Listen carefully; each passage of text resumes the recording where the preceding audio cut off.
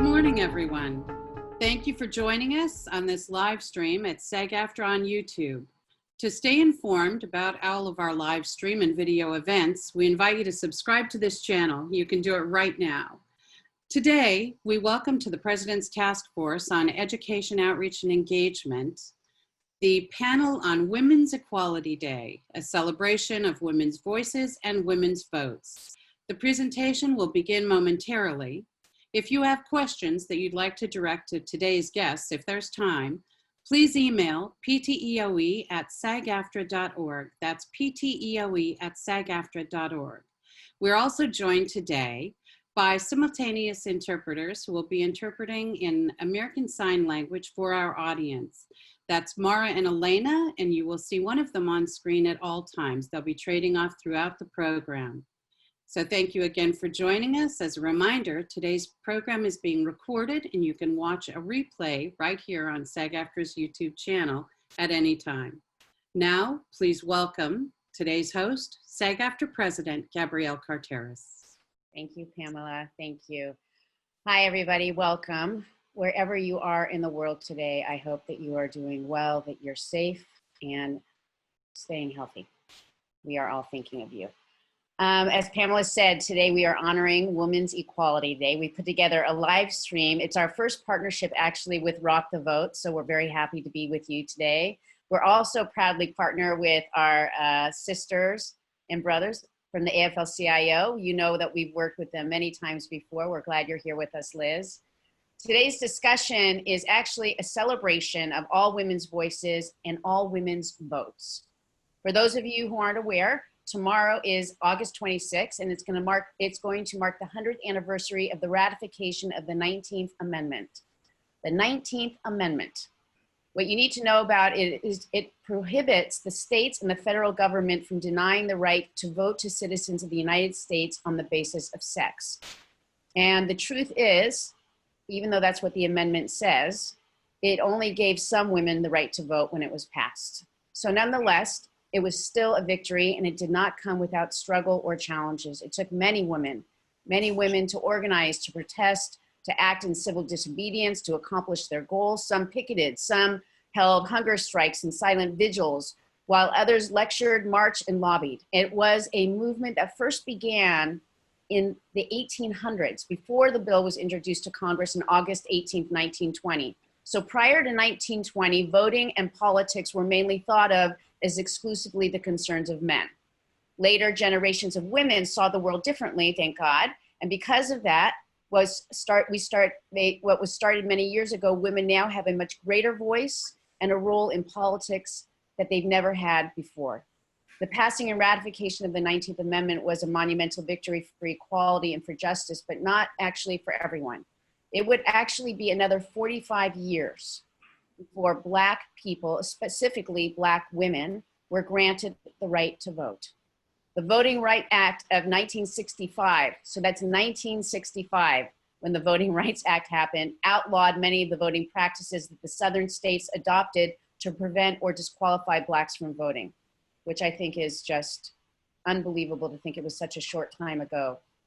Now we are here in the 21st century, 100 years later, for some it's 55 years, where all women have the right to vote, though the struggle for equal access continues. So today we're going to celebrate what it means for women to collectively use their power, their voices, their vote to affect change.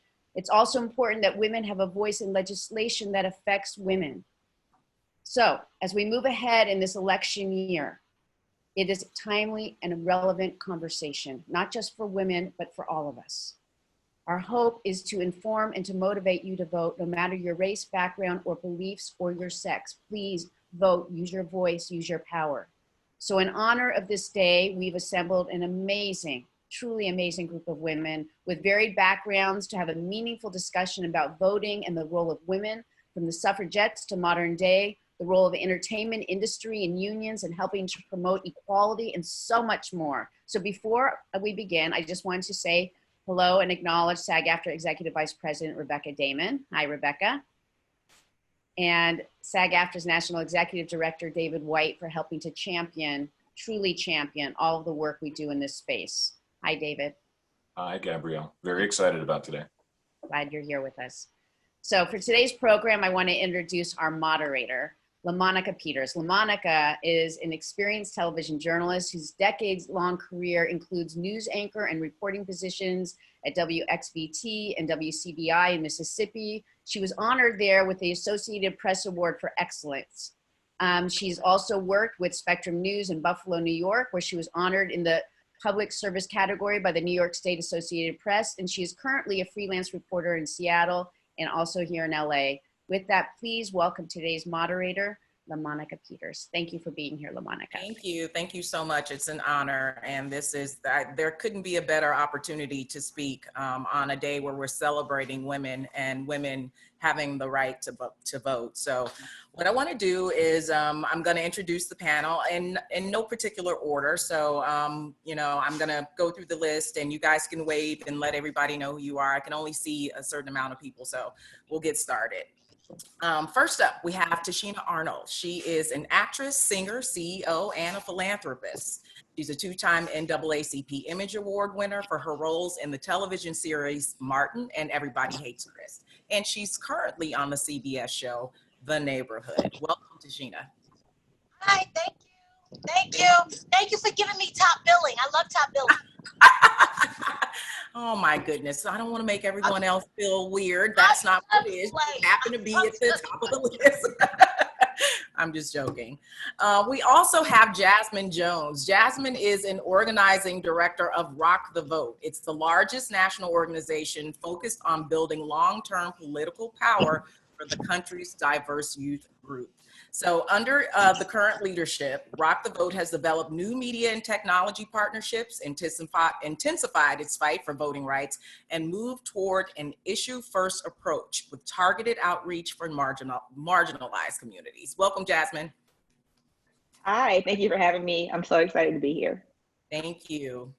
Next up, we have Liz Shuler. Now, Liz is the Secretary-Treasurer of the AFL-CIO.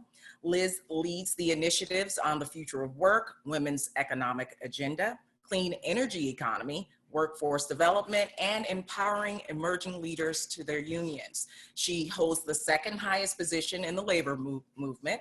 She serves as the Chief Financial Officer and oversees operations. She's also the first woman elected to the Federation's as Secretary Treasurer, and she's been holding that office since 2009. Thank you, Liz, for being here with us.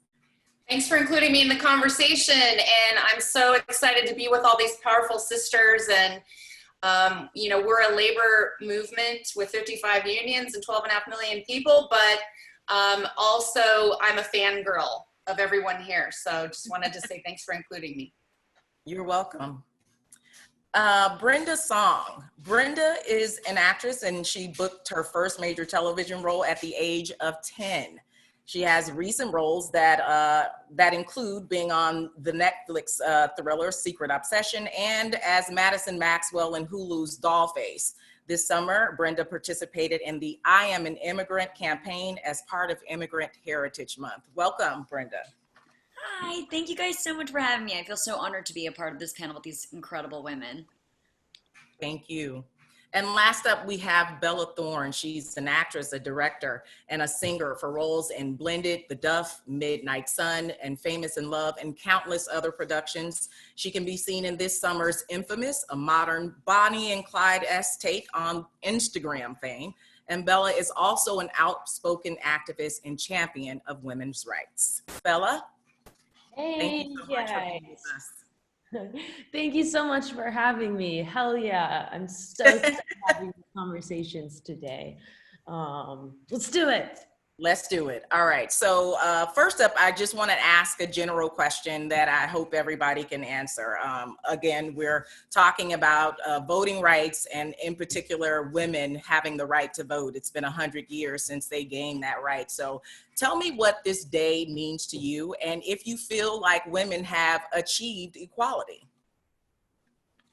I'm going to start by saying no. you know, I don't think women have achieved equality. I think that this conversation is a great reminder to everyone out there that this fight, we're going to be fighting for a long time. We've been fighting it for a long time, and we're always going to be fighting it for a long time because we're not giving up now or ever. So, you know, here we are. The more that we can really discuss it and open up people's hearts and minds to really see this as it is, you know, the more we're actually achieving something very slowly. I mentioned in my Women's March speech that there's never been, you know, a woman in the House of Representatives, and just that was only months ago, and now Miss Harris is in the office. Like, that is just, you know, it can happen so fast. If you are really championing, and if everyone's really on the same team, we can grow very, very quickly. Okay, Liz, what do you feel about us celebrating the 100th anniversary, and if you feel like we've achieved equality? Well, I'd have to agree. We've been fighting, obviously, for more than 100 years on these issues, but having the powerful women that have come before us fight for so long to get this right, it just speaks to the fact that we're still fighting the same issues today, and that we cannot let those women down, right? That more and more we're seeing the barriers to voting that have come up, you know, the ways that states are using laws to actually keep people from voting, and especially communities of color, in particular women who feel disenfranchised. And so I think it's up to us, and particularly the people on this panel and others who have big platforms, to show how important it is to really, you know, step into our power, because women are going to decide this election. And so if we're not doing everything we can at this moment to protect the gains that we fought so hard for, and continue to push through and, you know, achieve the things that we know we need in the form of equal pay and paid sick days and healthcare equity, then if we don't elect more women to those offices and also get more women out to vote, then shame on us. Thank you. Brenda, what are your thoughts? Well, for me, I just think that's why it's so important to vote, because we want to honor and celebrate all those people who fought for our right to be able to do so today, and to also protect our future generation. Like, people don't realize that voting is not just for today. It's not for just tomorrow. It's for next year. It's for the next 4 years. And we're so fortunate to live in a country where we have that right now. And even though it's fairly new for most women, we have that today. We have to take advantage of it and to continue to push not just women, but everyone to use the voice that we're so fortunate to have, because we live in a country where we can have these conversations and that we can make a difference, and we must take advantage of that. Okay, thank you. Jasmine? In the words of Nipsey Hussle, the marathon continues. As we continue to bring this platform, especially to our daughters, to our young women who are looking to be in these leadership roles, it's a time to educate. As a Black woman and a Black voter, I am in this process because of my great-grandmother, because of my grandmother who were marching for civil rights. I would not be at the table for Thanksgiving if I do not cast my ballot. That's as simple as that. So being in a space, to embrace true leadership, I do agree with the ladies here that we are still fighting. I'm rooting for Black women in particular. For years, Black women have been undercounted when Black women have had record-breaking numbers in turnout. So like, now that we're in this moment, it is a time to educate and to inspire. It's no time like the present, and especially our millennials and Gen Z. These are women who are voting for the first time, who are coming into this conversation as first-time voters. They need to feel inspired, and they need to see people who look like us. Thank you. Tichina, what are your thoughts about today? Or actually, is Tichina there? Yes, no? Oh, there we are. Hey. All right. So what are your thoughts about today as we celebrate 100 years? You know, I'm happy for the celebration, but we've got a long way to go. Most definitely. I always speak through the eyes of a Black woman living in America, and we've got a long way to go. I come from the group of people, the group of Black women, the Black female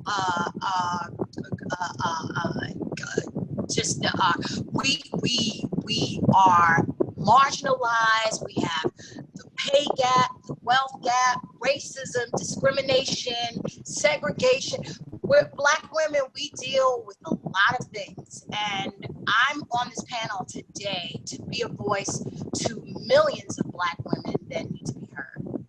Okay. So now I'm going to try and ask you guys some individual questions so that we can hear more about your personal story. So Tichina, I'm going to start with you because you're already there. I hear that you are a self-proclaimed political junkie. Now tell me about that and how it shapes the issues that matter to you. Well, I really suck at sports, so I had to get interested in something, and something had to take my interest. And I just always loved politics, because when I realized how politics were played and politics were done, it interested me, because I didn't realize how closely my life was to politics. I love voting. Ever since I got turned to the age of 18 to be able to vote, I live, I breathe it, I take it very seriously.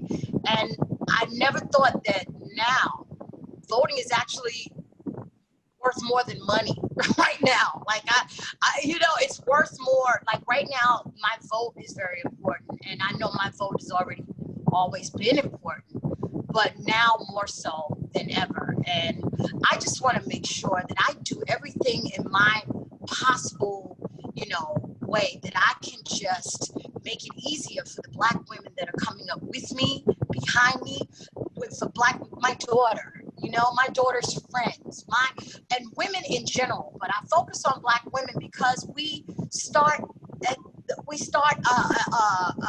the negative. We start at a deficit all the time. We still are starting at a deficit. I've been in show business since age 11. This is what I do. Until I got older and started paying rent, and that's what it became my occupation. And now this is something that feeds me. So now I really have to pay attention to it. So I really made sure that I focus on things that make me engage with things that have not only to do with me, but it has to do with somebody else. And I constantly have other people in my brain and in my thoughts, because I want to be able to walk in my power, but I want to be able to use my power efficiently. Okay. And this is where we are. And we have a long way to go. I'm happy to celebrate that women can vote, but there's a lot more that women need to do, and there's a lot more that needs to get done. Okay. So to piggyback off of that, Jasmine, I want you to talk to me about Rock the Vote and voter suppression and what you guys are doing to help combat that. It seems to be an issue every election, every national election. So what are you guys working on? We're definitely working on in a way to educate people to know that it's still existing. We are in a time where it went from counting marbles from folks in the civil rights movement to determine they were eligible to vote, to actually people being locked out of polling locations. As we have seen throughout the primary season in some of our target states, such as Georgia, Wisconsin, Minnesota, people are being pushed out. People who are actually putting their voice out there to do their civic duty aren't able to, and these are in communities of color. We're taking the time to really mobilize as many young adults as possible to showcase that this is happening in their communities, and they have a right and they have the power to speak up and to be that force. It's a lot of education that comes behind it. There is a lot of conversations that I am glad that we are having, especially being in the civic engagement space as a Black woman, always kind of being timid to really be truthful in these realizations, to know that it's existing. So the fact that we're having these conversations to educate is definitely a rewarding yet emotional time. I oversee an ambassador program, and we have a little over 90 young adults across country. These are like my family at this point. I've seen them kind of grow into like civic engagement over the past few months. Some of them weren't able to graduate or will have actual prom. College is a little bit different this semester. And we had to have conversations in their states when it came to my family is not able to vote, or my family's been told to go somewhere else when their polling location has been there the past 20, 30 years. This is unacceptable. And in order for us to move forward, we have to have accountability for folks when it comes to our elected officials, when it comes to even our local groups and organizations. There has to be accountability piece to recognize that we have to do better. And especially if these are the ones who are having that power and the control to do that. I'm glad to be in a space to be able to showcase this and to know that it's here. And for the past 30 years, when it comes to technology, when it comes to culture, when it comes to messaging, Rock the Vote has been that platform. And we're continuing to expand. Even in the midst of a pandemic, we're still able to use this particular platform to do good. And I'm looking forward to November and pushing the buttons for record-breaking numbers. If So within your have state, you guys seen a big improvement in voter turnout since you started 30 years ago, this organization? What are the statistics like briefly, if you could just tell us? So 30 years ago, I was born. So that was already a great thing in itself. Celebrating this is like, oh, this rock and roll has been around for my entire existence. When I was in undergrad, I went to historical Black college, and Rock the Vote was that platform that you just wanted to be involved, you wanted to be engaged. Bringing in music and culture, art, things that matter to people to connect. And with Rock the Vote, it was a matter of their first campaign, and they launched a campaign about censorship with hip hop and rap artists. 30 years later, with technology, with Mobilizing, with education, we are taking our civic technology to a whole nother level, to the point, June alone, in the rise of the Black Lives protests, there were thousands of people retweeting our election reminders or sharing posts on Instagram, taking it to a social approach, because social media now, it wasn't there 30 years ago. Everyone now is on your phone, is on your camera, you have the accessibility. So we are in the culture, we are hip, we're popping in the sense of we're knowing how to continue to mobilize young adults to meet them where they are. And I think we're finding that, especially in the wake of the Black Lives Matter protests, to the election reminder program that we have, where we have 65,000 retweets on Twitter about elections that's going on in your state. Today we have some, including California, of elections that's going on. So that's already being shared to the universe. Our Democracy Summit was another big thing that we pushed to all come together in the midst of the pandemic to really stress the importance of voting, to really stress what you need to know when it comes to voting, and especially the pandemic. Every state has different rules right now. Every state has different protocols when it comes to the pandemic. So now we're taking the approach to educate how to cast your ballot safely in the midst of this between now and November. Okay. Well, I'll say this. I know that I've heard criticism of young people not voting. So what do you have to say to that, since this is what you do? Are young people voting? Young people are voting, and going into the election, American voters this year, 40% will be Gen Z and millennials.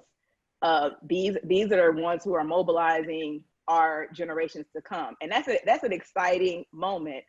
I'm not going to call out friends that I grew up with, but some of my friends were not engaged as much as high schoolers and Gen Zs are now when it comes to issues that matter to them most: water crisis, gun violence. These issues now, it's amazing to see so many young adults at this age willing to fight for their democracy, even if they can't vote.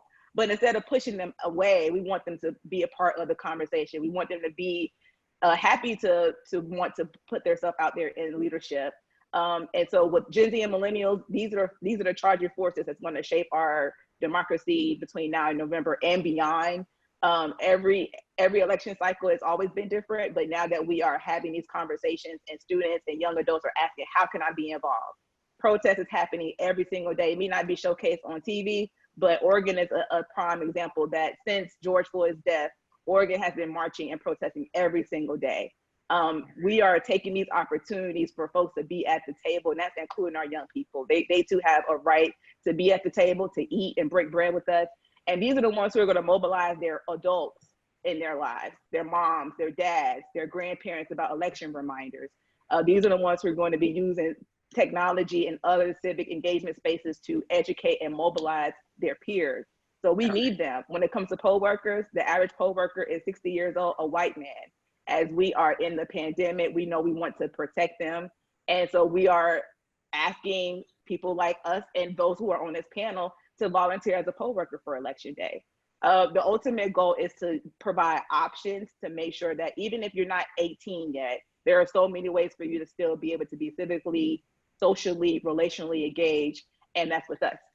Okay, thank you. Liz, I'd like So you to exciting. What a great number. Like, that just makes me so proud that you just said that. That makes me so excited. That's great, thank you. Liz, I want you to talk to me about unions and their involvement and what role they play in getting people to vote. Yeah, and for those who aren't familiar with the AFL-CIO, we're an umbrella organization of 55 different unions, of course, SAG-AFTRA. I'm so happy and proud to be working with, obviously, Gabrielle and Rebecca and David and Cameron on a daily basis almost. Very, very powerful leaders for your union at our big labor movement table. And we are, for those of you on Twitter, get ready. We are the largest working women's organization in the country. Not a lot of people think of labor unions as a place for women's activism, but we have 6.5 million working women in our membership, and it's growing every day. As women are half the workforce, they're going to be officially half the labor movement in a couple of years. So I wanted to leave people with that because I think it's surprising. And in fact, when I came up through my union, I was in a very male-dominated union, and that's where my fire was lit for, you know, making sure women's voices are heard, because the workplace issues we care about, we can actually make change through our union and through the collective bargaining process and through our union contract. I like to say is the best way to get equal pay is to join a union, right? So collective activism, collective strength come from us coming together as women, as working people in this country to affect change. And that's what the labor movement's all about. And in particular around voting, we have a very large and impactful mobilization program to get union members engaged and educated and mobilized in this election. And you know, it's about getting people registered, and certainly, as Jasmine just said, about vote by mail and some of the different tactics we're seeing with COVID has completely changed how we do business. But we know that the power of the union vote, if we turn out union members in higher numbers than the general public, we can actually impact the outcome of the election. So we look to support working family-friendly candidates that support better pay, healthcare protection, paid sick leave, investment in infrastructure, and all of the things we care about, and holding these elected officials' feet to the fire after they get elected as well in the legislative process. And so that's what we're doing through the labor movement now in Congress to get the HEROES Act passed. And I didn't want to let the opportunity go by to say we're still in a fight for our lives to get Congress to act, to make sure that we're taking care of the people who are providing the essential services during this pandemic, and those who are unemployed, and in particular in the entertainment industry, making sure that we get the expanded definition of unemployment insurance, and that gets extended to make sure that we continue to provide health care in a pandemic. It's amazing to me to think that people are losing their health care and Congress is going to do nothing about it. So that's where I believe the union movement comes in to play, is bringing all of these collective voices together to make a powerful statement and influence to make change. And so I hope that everyone here on this panel as well sees themselves not only as an activist, but a union activist as well. Okay, thank you, Liz. Bella, I want to use what Liz just talked about to segue to you and your speech at the Women's March. You talked about putting a woman in the White House. You talked about rape. There were just so many different issues that you touched on. And you said that you were mad. Are you still mad? Are you still fired up? Tell me how you're feeling about what's happening right now. Yeah, I'm still mad. Like, obviously, you know, the more we grow, the more we change for the better, and little by little it keeps getting shoveled in. But of course I'm still mad. And if I'm not mad, what am I doing? Then I'm sitting on the sidelines waiting for shit to change, and I can't be waiting for shit to change. It just needs to change, and we need to start now. Like, you know, you're getting me hyped already. Okay. That's what we want. We need this passion. Thank you. Hey, Brenda, I want you to talk to me about the immigrant campaign, I Stand With Immigrant campaign, and your experience with that and why you decided to even get involved. Well, first off, I feel like we are a country of immigrants, of people from all over the place. That's what makes our country beautiful. And my parents were both refugees. And for me, it's really important for them to have a voice and for them to tell their stories, because it's what makes our country so unique. And for me, my parents, they became American citizens 15, 20 years ago. And so that was such a special moment because they gained the right to vote, and they realized what a privilege that is to have a voice in a country that has been so wonderful to them. And they want to be able to give back and to be able to also have their own voice. And that's why for me, being a part of that campaign was so special, because it was not just about, you know, my parents and my grandparents, but it was about being able to really highlight like what makes our country really beautiful. And also moving into, like, you know, the biggest election of our lives, it's like my parents, who I absolutely love. I'll never forget.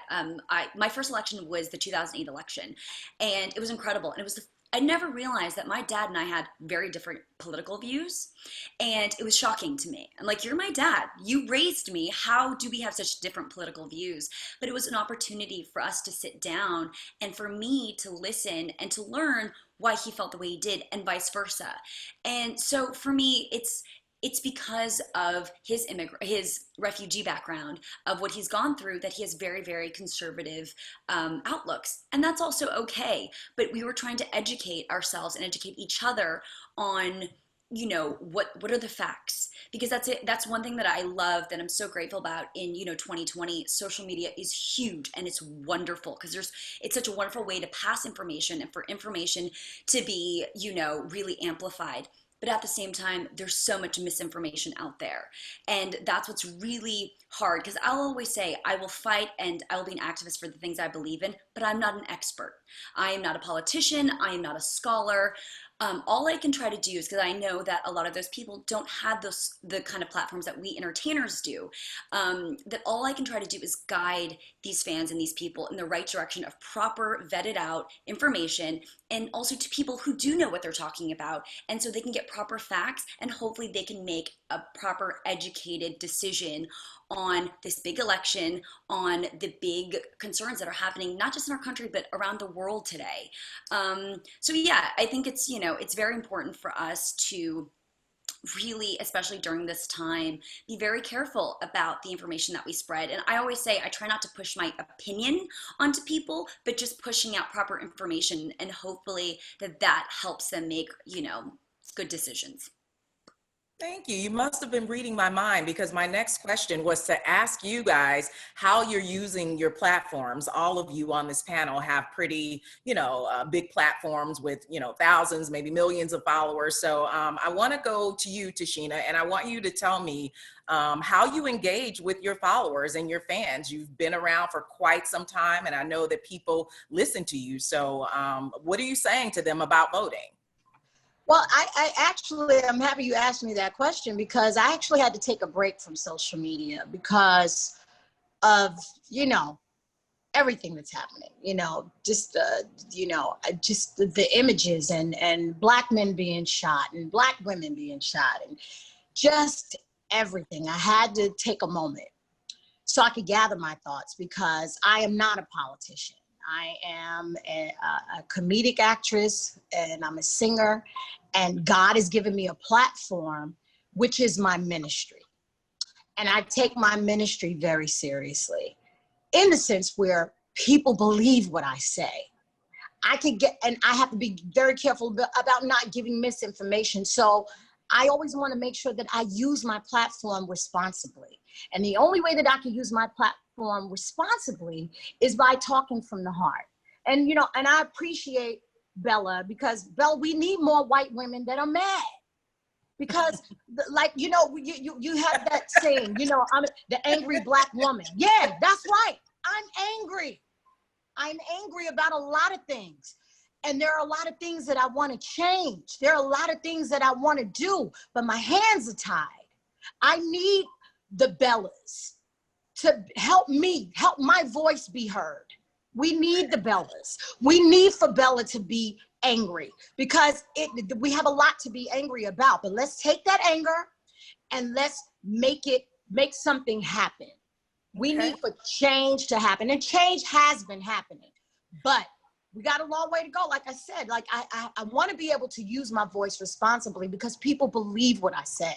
I believe what I say. I believe in what I say. But I just want to help other people. It's not just about me. It's about all of us. Okay, Bella. So since, you know, we are talking about this, I want to know what the feedback has been for you from your social media followers since you made that speech. And, you know, Tichina just says, we need people like you. So what has been the feedback?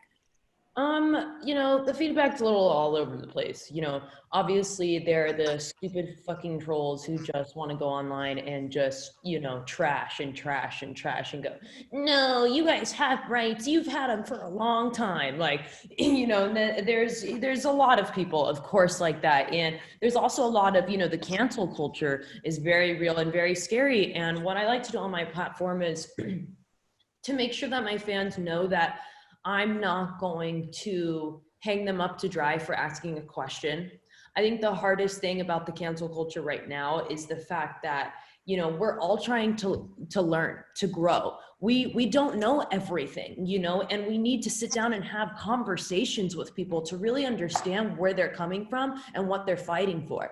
And if we're not allowed to have that conversation because we're stupid or ignorant for just asking a question, then you're going to make a lot of the millennials and the Gen Z not want to vote and not want to do this, because God forbid they speak out about something they think is really important. And then someone goes, no, your whole life is going to be taken away now, everything, you know, bye-bye. And that's really scary. It makes people less likely to use their voice on social media, which is what we really, really need right now. We need more people to really use their voice. So for me, I like to let my fans know that every question is, you know, welcomed, and that I myself am learning. We are all learning. Like, you know, it is just not possible that we know everything about everything. And the beautiful thing about social media is things that we used to think were fine or okay, or we had no idea about them at all. Now you can just go online and search it and go, wait, what's been happening? How did I not know this? Like, you know, and that learning is a beautiful thing, and learning should also be celebrated, because the more you learn, again, the more you can use your voice, the more you can step out and say, hey guys, I really have something to say now, you know, and yeah, I just try to keep that open line of communication with my fans, because, you know, we're all need to be asking questions. We all need to really learn. And yeah, I'm just really thankful for everyone who's been fighting for us for so long, you know, generations and generations. And now it's really our time to live up to that and say, hey, I have your back as you've had mine over these years. Okay, thank you. Jasmine, I want you to talk to me about the impact that Rock the Vote has and the platforms that you've mentioned already, and just some of the feedback and the impact that you guys are having through social media. I think it's such an amazing feeling to have influencers, celebrities, athletes, people who have these larger platforms to speak up and to say, vote. You know, it's for Rock the Vote for so many years, we've had different talent, different artists, different people who use the platform for good. And as we continue to inspire, I have a question that I ask my ambassador all the time: what's your superpower? As we kind of mobilize younger people, you have to have a superpower for something. For me, it's like, I'm a Black woman. I'm unapologetic about fighting for democracy. And when I think about democracy, I think about everyone on this panel. This is what democracy looks like. This is what it means to be inclusive. This is what it means to being invited to the table, to sit down and to eat. This is something that has been very long overdue, and having these spaces in these platforms is definitely needed to get the message across. And having that superpower is all about inspiring. It's about educating and activating. Like once we inspire and encourage to get you going and you find your superpower, we're educating you on this is some of the things that we are going over, whether it comes to different things about the census, which is happening this year. That happens every 10 years when it comes to being counted, when it comes to your household, when it comes to funding, when it comes to better education in schools, money for your community. We want you to be educated on what that is. And then activate. Now that you got these tools, go out in your community and be active. Activate other people to know it takes 3 minutes to fill out this census form. It takes 3 minutes to register to vote. If you need to know your status, it takes 2 seconds on our website to check your status. Tichina mentioned it earlier today, like she uses our platform to know her polling location. This is how we are getting the message out when it comes to being active. And as we go into the most important election of our lifetime, like Brenda mentioned, I thought 08 was it. I was my first time voting. I was running around on college campus. Me and my friends, we at Albany State University, running around, jumping on cars. Why? Because we elected the first Black man president. That was something that I was thinking that it is. And yes, that was still a historical moment. And I am very honored and proud to have been a part of that movement. This is the most important election of our lifetime. And it's no joke. We are taking the time now to activate as many people as possible and using your superpower. You have the power. And one thing that can't happen is that you can't complain if you don't exercise your vote, if you do not cast your ballot, if you do not educate and bring 3 people along with you to the polls, or, you know, if your grandmother can't get there, drop her, you know, get her to there if she can't drive. Be accountable, because we can't go into another cycle how we did in 2016. This is the opportunity now to really be that change that you really want to see. We're doing it for Breonna Taylor. We're still looking for the cops to get arrested on that. We're doing it now for Jacob Blake, who is now paralyzed from the waist down as of this morning. We're doing this for Sandra Bland. So many other hashtags who lost their lives senselessly for being active. We should not be at risk to be active in our community. So this is, I'm asking not only the panel, but for everyone who is tuning in, what is your superpower and how are you going to use your superpower between now and November and even beyond? There are even states that have elections every single year. I'm in Virginia.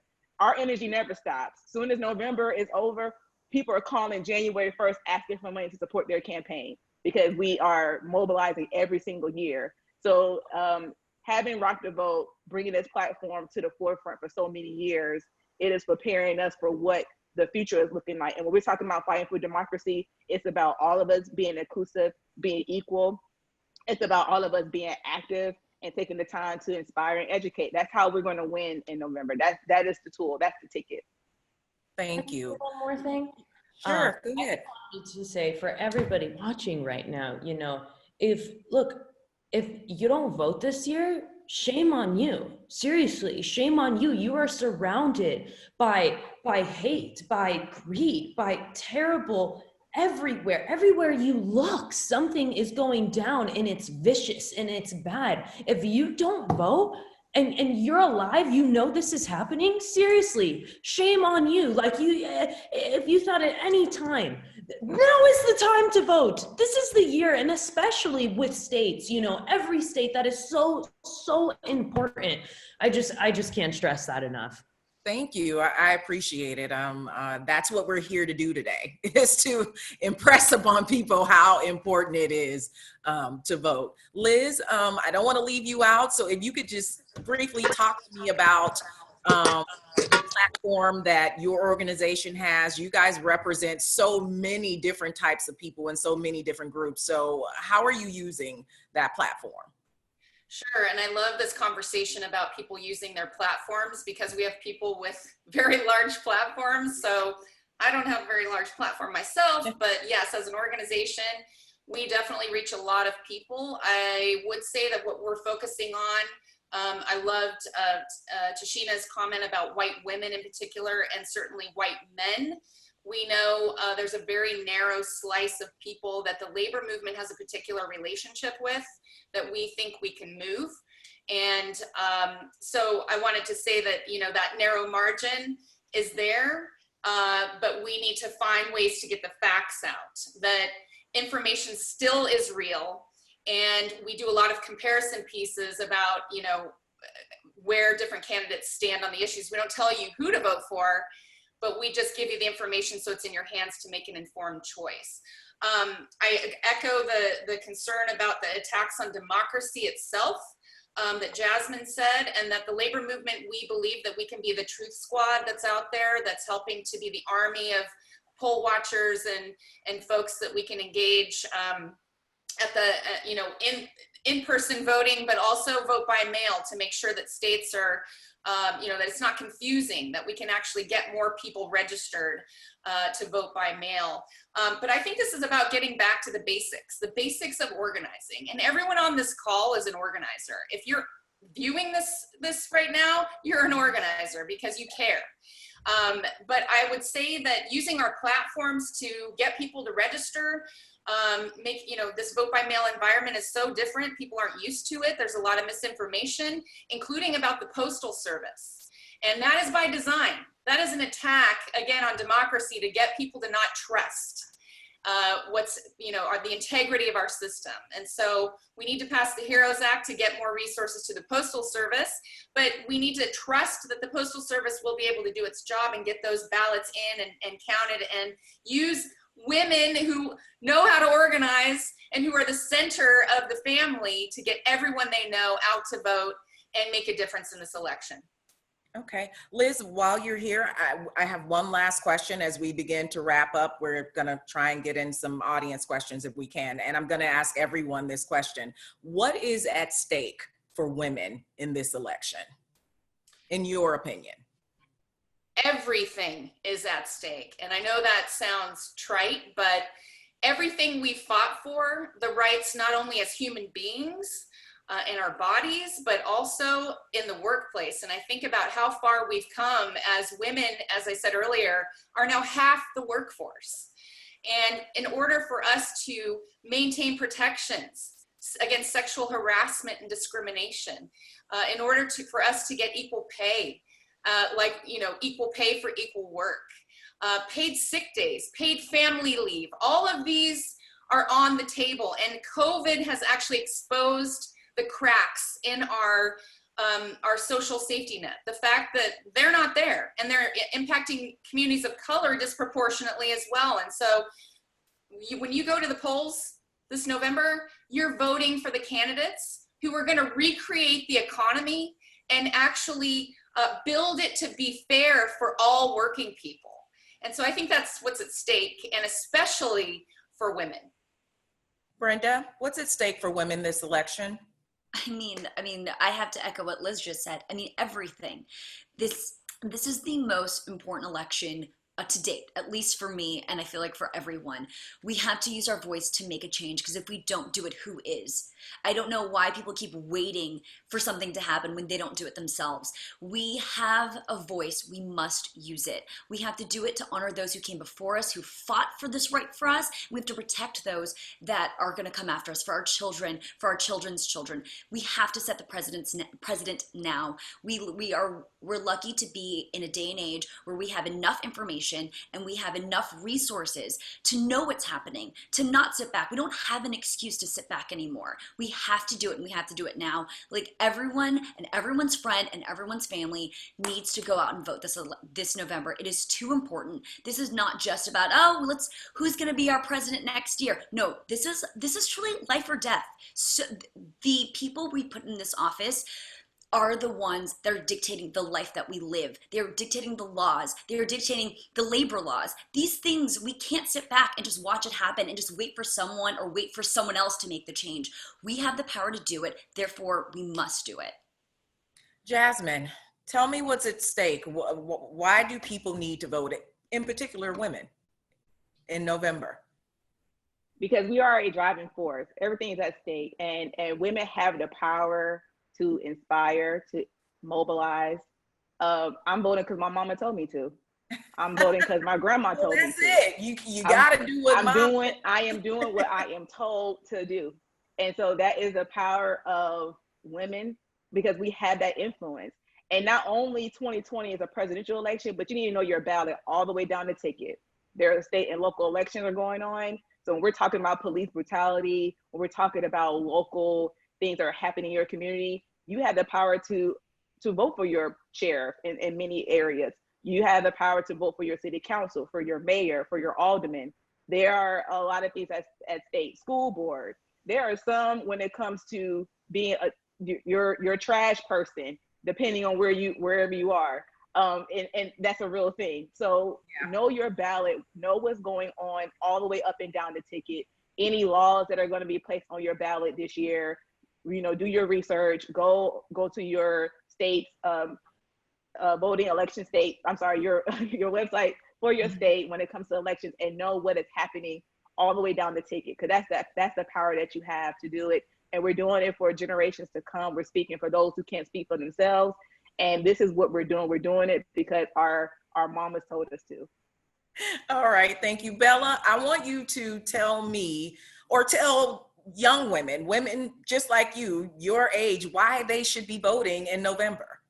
I mean, the ladies couldn't have, said it better myself. Like, I mean, every single part that has just been touched on is so important. Exactly this year, whoever is in office is going to change us. Is going to change us in a huge way, as far as all the structures that have been built that can be broken down and rebuilt to be so much better and to actually take care of our people, and all the way to, COVID is death for a lot of people, and a lot of people have lost their houses, their lives, everything. I mean, all these infrastructures that we have built over time to protect us and to help us really are not doing that. And this year, we actually have the chance for once to really change that, to make a huge stride. I mean, already this year, we've made such a big stride on so many things that needed to be talked about.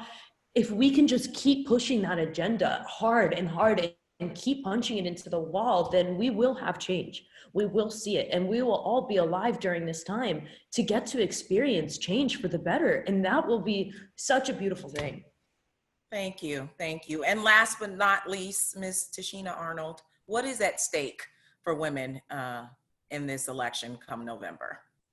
Well, I'm just praying that we all are using our quarantine time, this COVID time, to arm ourselves, to engage, to educate ourselves, to use this reset button that we have right now, so that when we come through this, we get through this, which we will, that we're changed and we're different and we're making a change. And what I love what everyone said today, because me as a Black woman, I have a huge responsibility. What people don't realize, and the power that Black women have, is we're the bottom of the totem pole. We're holding that totem pole up, Black and Latino women. And our power, I'm learning my power every day. People don't realize, me as one Black woman, I vote for everybody in my family. My family calls me and asks me questions about the judges. I look up the judges. So I do the legwork for literally generations of my family. And I need to make sure that my daughter knows how to do it. I need to make sure that I teach her, that she teaches her kids how to do it if she has them. I just want to make sure that I use my platform correctly, and I want women in general, because we do have an understanding with each other. We're women. So we are powerful.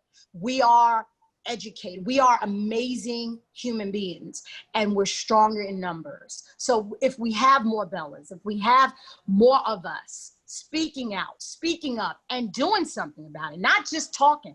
I think conversation is great, bridging gaps and all of that, but we got to hit the paint. We got to hit that road and really, really make sure that we make a change, and it's a visible change and a physical change.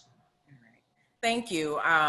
We're going to start to wrap up. I want to thank all of the panelists and everybody behind the scenes who helped make this happen today. I think we're going to try and take a couple of questions from the audience who's watching right now. If I can get one of the questions, we'll just hold off for a second. In the meantime, you guys were awesome.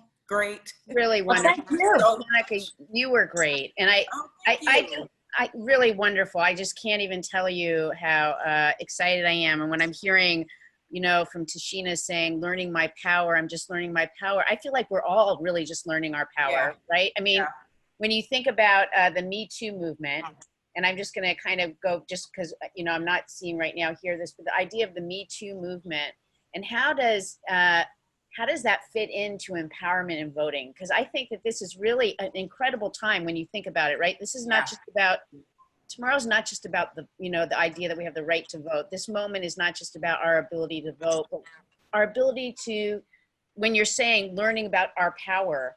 So maybe that's something that, you know, if any of you want to be able to respond to, just can address the Me Too movement and how it fits with empowerment and voting. And you know what, LaMonica, you could even answer that.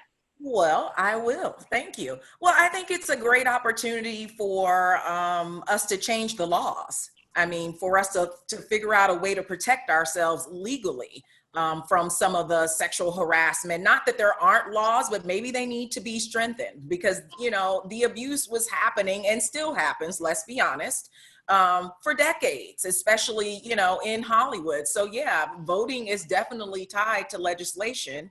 And, you know, we need to like put a little more fear into people because, you know, they still seem to think that it's okay to be abusive. Even when they know it's not okay, they still, there's no loss. Sometimes right. Right. So it's like, I think, you know, the power of voting and the people that represent us and create these laws, it's all tied together when you think about it. So yeah, it's a good point. It's definitely a way for us to get our power.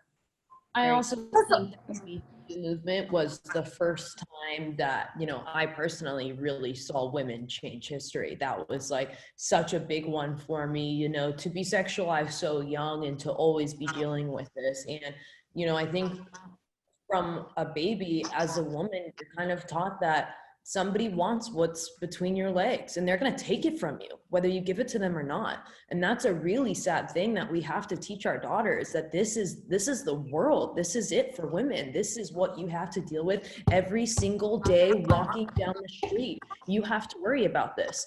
And, you know, it just gets worse and worse and worse. And I think that the Me Too movement was the first one to show women that, like, wait, we do have power? Are you sure? Wait, we can do this? We can actually say something, and these people will be punished for this thing that they've done, and over years nobody's ever been punished for it. It's like for me it was the biggest. I remember when I saw the Me Too movement on Twitter, I woke up and I'm looking at it and it just made me cry. It made me cry so hard because it was crying for the pain of these women, but crying for the beauty that finally people came out and said no more. Like that was such and for me being sexually abused, I relate so much to this and just thought, holy shit, this is the first time I've ever felt like I have power as a woman. Like that, this is the first time I actually feel like that. So the Me Too movement has changed so many lives for so many women, and just to show us that we really do have the power. We have the power to make the change. We can do this, you know? But the Me Too, I think the Me Too movement, I don't know if you can hear me. The Me Too movement, can you hear me? Mm-hmm. See, when the Me Too, when I heard Me Too for the first time, guess what? As a Black woman, I thought, not just the sexual harassment. I'm like, oh, well, you're underpaid too? Oh, me too. Oh, you're no, it's Me Too.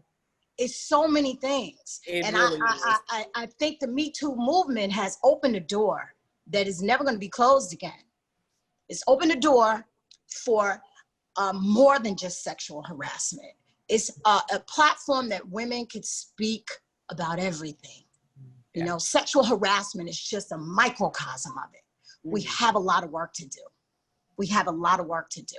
And, you know, I'm definitely going to support the Me Too movement because it's very important that women speak up, speak out. But we have a lot of other things in common as well. And we have to make sure that we're synonymous with being together, working in numbers, and making a change. Okay, we raise each other up. Absolutely. Raise each other up. So now is the time. This is the time to vote. I love that. That was said earlier. Everything is at stake. Everything is absolutely at stake. And what LaMonica said just a few moments ago as well is really important: laws. You know, access to real change happens when we have access to use our voices in terms of legislation. And we have to change laws and enforce laws that truly reflect the protections that we all need and the voices we all want to have and deserve. So I really support this, and that's why the right to vote. I love what's being said. I do want to read a question that was sent out. It'll be one of the last things that we do. This is from, hold on there. It's Tantu Cardinal. And she says, hi there. On this exciting day for women's voices, I'd like to inquire as to whether there will be a discussion surrounding Indigenous voices. I recently recorded a short video for an event at the Park Avenue Armory in New York City that highlighted and acknowledged the long history of female Indigenous voices within Native communities. We grew up learning of the strength our women had in their communities, which had a heavy influence on the suffragette movement in the US. I comment on this history in the video downloadable link. And she gives this link. Will this kind of overlooked history be included in your conversations? Yes, I want to say yes. We are planning a future live stream in exactly these issues, Tantu, and we will be reaching out. Any thoughts, though, before we even move past this moment on this one thing that we're hearing from many of the panelists? Just as a New Yorker, to hear from Tantu, just such a legendary actor and activist in that community. It's terrific, Gabrielle, and all of those voices. What I think about these live streams as a woman leader, I feel like we are all busting open the door, and to hear from somebody like that today that's watching, and the intergenerational inspiration that's going on. Thank you for providing this opportunity. Thank you, and thank you, everybody. Again, LaMonica, just beautiful. You handled this thank you wonderfully. so much for having me. Oh, thank you. And Bella and Jasmine and Tichina, really for everybody. And you know, Liz, I'm not seeing you here right now. Thank you for being here. Your voices are powerful and important. And this is now, you know, on our YouTube, people can go and they can actually sign up to be a part of the SAG-AFTRA YouTube to watch this on a regular basis. Let's get everybody to watch. And one thing I heard that I'd like to actually extend, you know, I think that it's important for us to have an ask.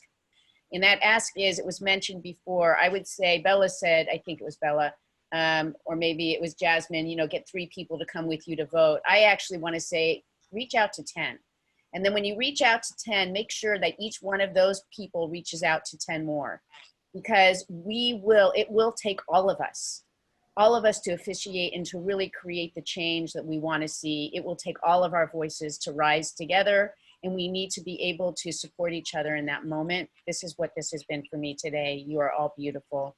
Thank you for being with us, and God bless you all. Vote, vote, vote. Vote. Thank you. Rock the vote. Yes. Thank you, ladies. Rock the vote. Thank you all.